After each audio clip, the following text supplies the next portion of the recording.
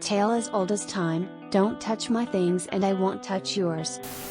So after college I ended up living with two friends from school in a family-owned house near the school. One of them brought in one of her co-workers, Ashley, to stay for 3 months while she finished out a contract. There was a lease agreement for the main two friends. They knew my cousin and knew he was the LL, and everything had been fine for over a year before Ashley came along. Ashley signed an agreement with him as well for the 3 months. We did agree not to share the family connection with Ashley though, in case she was a problem and tried to use it against us, or as an excuse to be a slob/not pay. Ashley seemed okay for the first couple days, mostly settling in and getting used to the house and how it ran. I had offered to make a roast dinner for everyone and was in the process of cooking it when Ashley noticed me use her bottle of Palmolive on accident and asked me why I'd used hers instead of my own. It was sitting right next to mine and a little more empty. Weird. But I apologized for the mistake, took a rubber band from the junk drawer and put it on the neck of my bottle so it wouldn't happen again, and assumed that was that. That was not that. Ashley then informed the roommates that she'd seen me using her salt and pepper on the table on a couple occasions, the cardboard dollar store sets for picnics, and asked them if I always took all their stuff without asking and if I was always this way. They said no, and Ashley said they were clearly just too spineless to speak up for themselves. She turned to me and said, "I won't put up with this sort of nonsense. I don't want anyone else using anything of mine just because it's sitting out. I will not be having this conversation again. Do not touch anything of mine. Or else. I can feel my pulse in my teeth." I understand completely, Ashley. I'm really sorry if you feel that way, but I think your way is the best way forward. No more using one another's things. At all. Right? Right. Right. Well, the kettle, coffee makers, toaster, and microwave are all mine. Ditto for all the pots and pans, flatware, and plates in these cupboards and drawers. The big TV in the main room and the consoles are mine as well. All the bedding on your bed is also mine. I'll thank you to put it in the wash immediately. I think she thought I was joking. I was not. I was going to tell her, no roast beef or Yorkshire pudding for you. But she opted not to join us for the welcome dinner on her own. The next morning, as soon as she was gone to work, I rearranged my things in the kitchen. Put everything of mine into the walk-in pantry and put a locking knob on it. I took the remotes and controllers for my big TV and kept them locked in my room. I took the bedding and lamps of mine out of her room. Extra receiver for satellite? Nope. Just the 3 we already have, and it's my account anyhow. Wi-Fi password? Sorry. That's mine as well.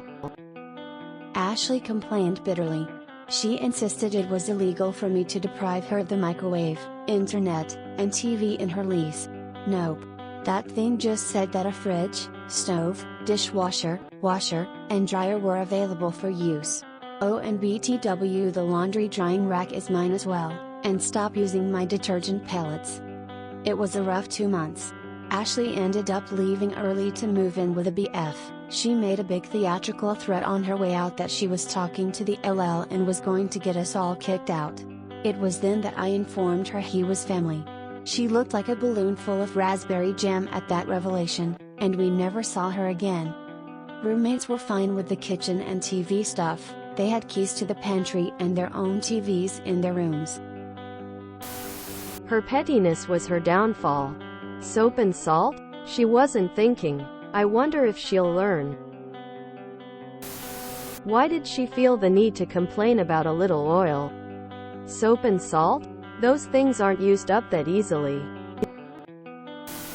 Did she try to walk it back at all and apologize, or did she just complain? Very well executed pinched fingers. I can understand the general sentiment of wanting people not to touch your stuff. But oil and salt? I can't imagine a world in which those are not obviously shared. Especially not the basic cheap stuff. I only like one particular ketchup brand, and I'd be pissed if people kept using it up and only bought cheap stuff to replace it. For example. But salt and oil? How do people like that even exist? Lessons were learned those months. You are an evil genius. /Bobo. Her entitlement to her stuff backfired oh so badly. Maybe she will learn that sharing is caring? She thought she was so squeaky clean, but wound up salty about everything. I dealt with something similar with a roommate in college. When we moved in, she brought a couch and a Wii. That was her common space contribution. I brought the dining table, the TV stand, all pots and pans, silverware, plates, knives, etc. Everything that one would need for a kitchen. We started fighting towards the end.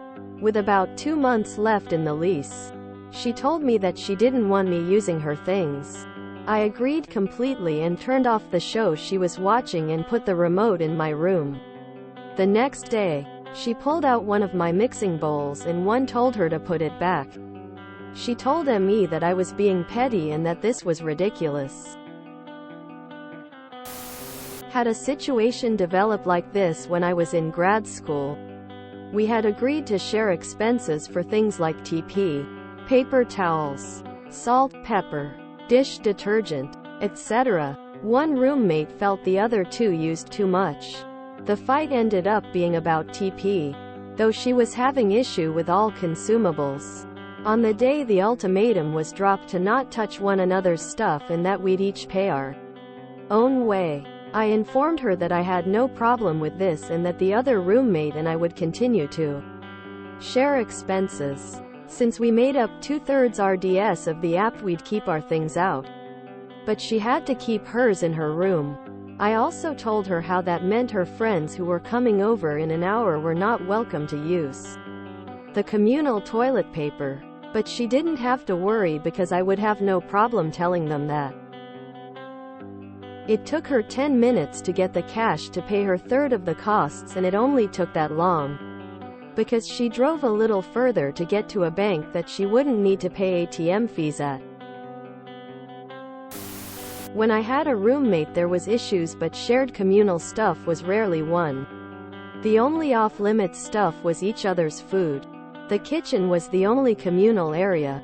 We had our own bathrooms and supplies, but we used different brands of stuff, so it was obvious what belonged to who. I did have to go off on her once because she had company and they were using my bathroom.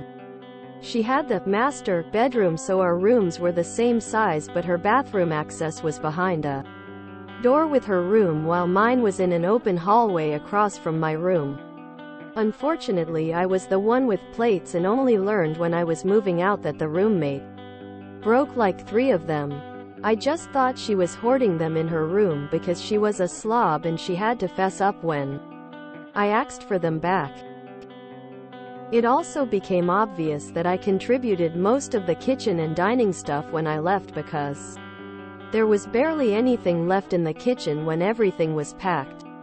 I even owned the couch, but it was huge and I didn't want to move it, so I sold it to the roommate for like $100. Her and her 300-pound boyfriend put a dent in the cushions anyways.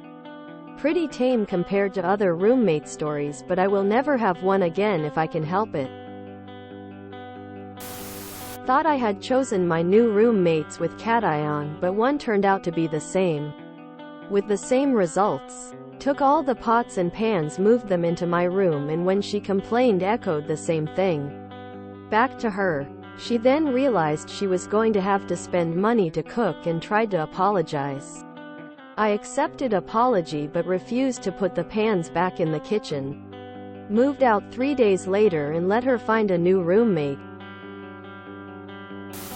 Clinical narcissists are never wrong, so they don't have to apologize from anyone nor make any compromises.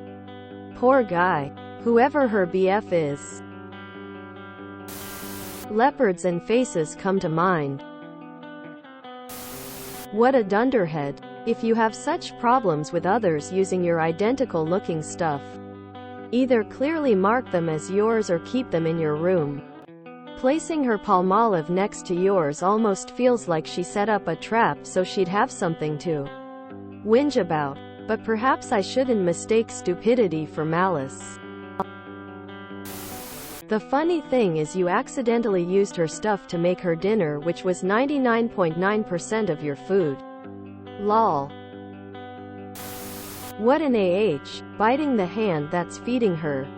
Tears of joy, tears of joy, tears of joy, and you've done a good job. The tale of unintended consequences. Some people fail to see the big picture when they make petty demands. Bravo. Osley brought a knife, while thinking it was a gunfight. Unfortunately for her, it was thermonuclear war. Coming from a horrible roommate scenario that Iju got out of. Some PPL want to live as dependently as possible even in co-living situations. I was the person who made the boundary of everything you buy for yourself is separate from everything I buy for myself. I got walked over the entire time by somebody who refused to respect my boundaries. So I ended up taking everything that was mine and keeping it in my room. Some PPL are too entitled and won't stop until it's out of sight. Nice job removing your belongings. Did the roommate ever apologize for bringing her in? If you enjoyed this video, please check out our playlists full of similar content. Epic Heracast is like doom scrolling for your ears. Please like, share, and subscribe.